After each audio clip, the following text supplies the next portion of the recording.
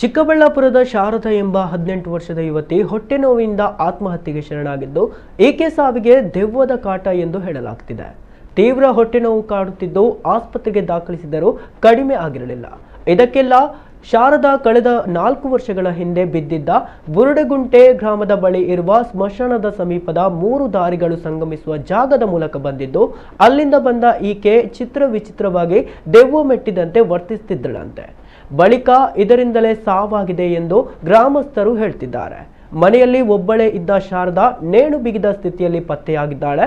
ನಂದಿಗಿರಿಧಾಮದ ಪೊಲೀಸರು ಪ್ರಕರಣ ದಾಖಲಿಸಿಕೊಂಡಿದ್ದಾರೆ.